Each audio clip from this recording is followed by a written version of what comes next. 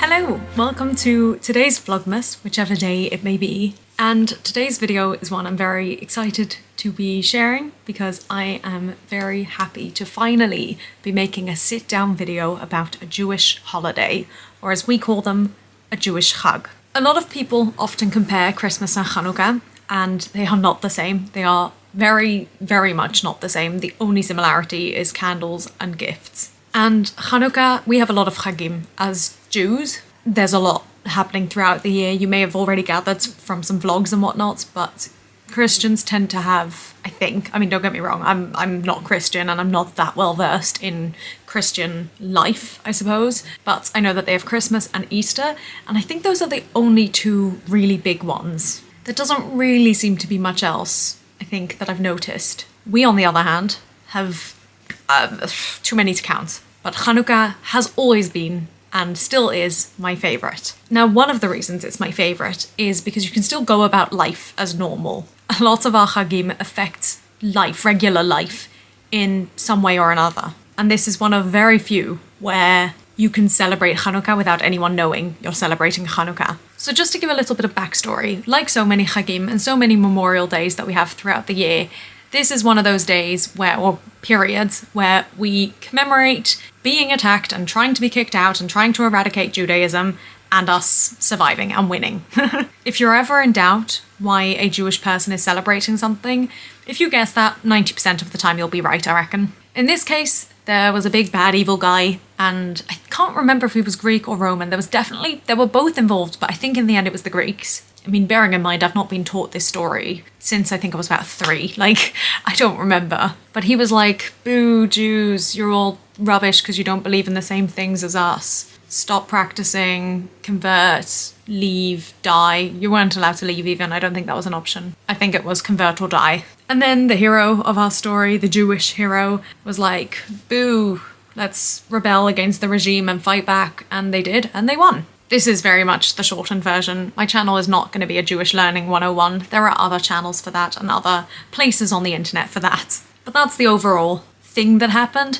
And basically during all the war and the fighting and everything was, destroyed and disappeared and everything. So one of the things that disappeared or was used up or thrown away or whatever was the oil that was used to light the menorah. And you may have heard of Chanukkah. That's the one with 8 that people light at Chanukkah. And the menorah is the same, but with 7, I believe. And I always get confused because the Chanukkah is considered 8 and the menorah is considered 7, but that's not true. The Chanukkah is 9. But anyway, I think it was in the shul or the temple or whatever, and it was lit every day. Maybe it wasn't the menorah. I'm a little bit lost, to be perfectly honest. This part of the story always confused me, and it still does. But basically that oil was used to light it, and they'd run out, so what were they going to do? Or they had just enough for 1 or 2 days. And the miracle was that it lasted the 8 days they needed to replenish the oil and make more. So that's sort of a little bit of background, and that's the reason why we like the Chanukkah, and we build up every day. We start with 1, and then 2, and then 3, but the reason why we've got 9 candles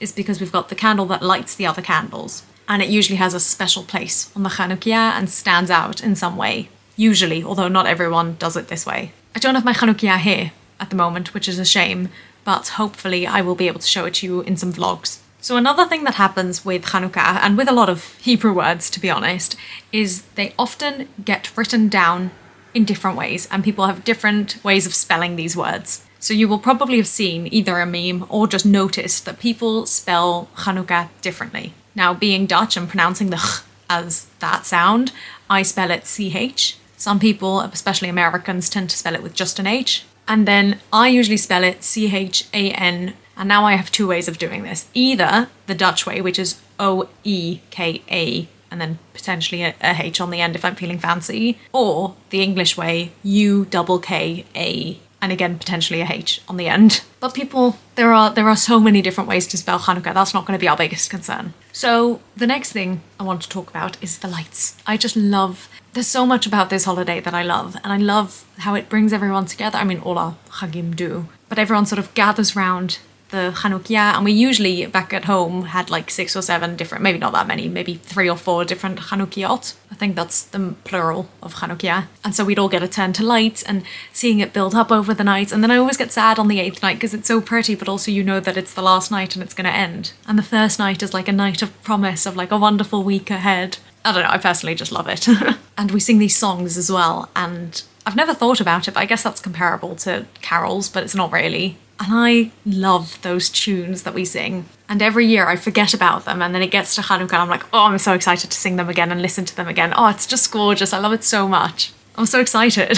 So because we've got all this thing to do with the oil, we tend to eat a lot of really oily foods. So the main 2 that I can think of are latkes, which are kind of like potato hash browns, but a little bit different. Almost like fritters, I guess. And the second one is donuts. And it's the one thing I've really made an effort since I've not been in Jewish communities, is every year at Chanukkah to eat some donuts. And hash browns, actually, now that I think about it. But I've never been a huge donut lover, but there's just something about eating donuts at Chanukkah that's just, oh, so good. And then there's other fried foods and other traditions and other things, but those are the 2 main ones that sort of spring to mind for me. I may be forgetting things. I've had a busy week. And Chanukkah's not until a bit later on, so I've not yet experienced it for this year, and the last few years I've not been in Jewish communities. And I mentioned earlier about presents. Now again, everyone has different traditions for this. A lot of Judaism is to do with each individual's tradition. I don't actually know the reason why presents are associated with Chanukkah. I don't know who came up with that, and I'm sure there is a reason, but I don't know.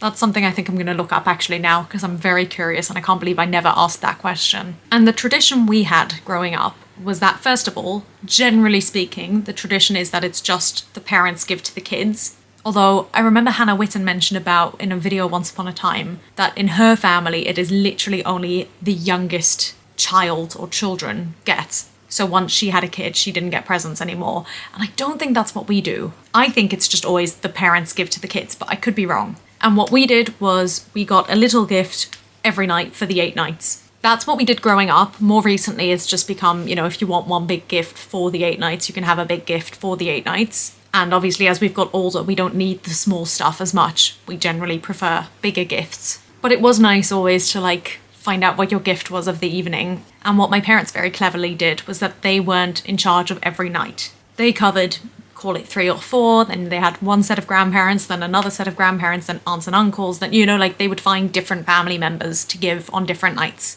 Which I think is very clever, because it's a nice way to break it up for them so that they don't have, everything on them. Although that being said, they're probably giving as aunts and uncles to other family members, but whatever. And also it means you get variation and everyone gets involved, like it's a whole family thing, even if you're not in the same country, which a lot of the time we weren't. But there's not really much inter-giving. I think that's quite a big part of Christmas that we don't really have. And we never had what's it called, Secret Santa or anything like that.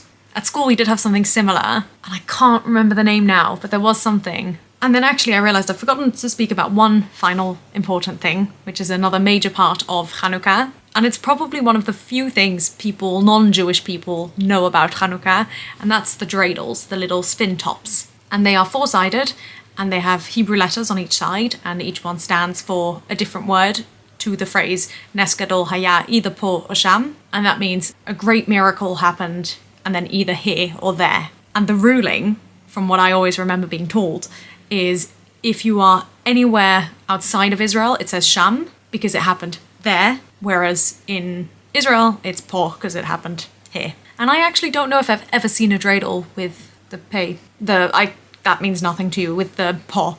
And you play a fun little game. So another major part of Chanukkah is the Chanukkah gelt, which is like chocolate coins.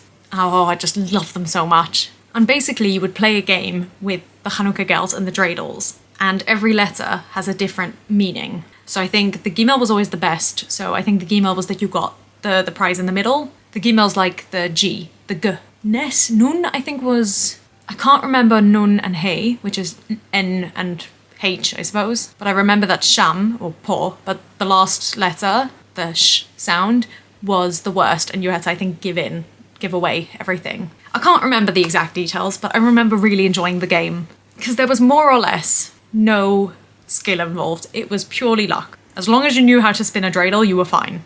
Or not. And I enjoyed that. I enjoyed that a lot, and I would love to play dreidel games again. And now that I'm finally in a space where I do have, you know, cousins my age who probably would still be interested in playing, maybe that's something we can consider doing. That would be really fun. I love Chanukkah. Can you tell? I'm very passionate about this holiday.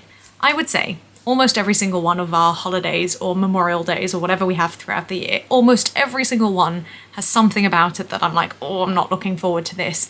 Chanukkah is the only one at the moment that I can think of that doesn't have like a about it.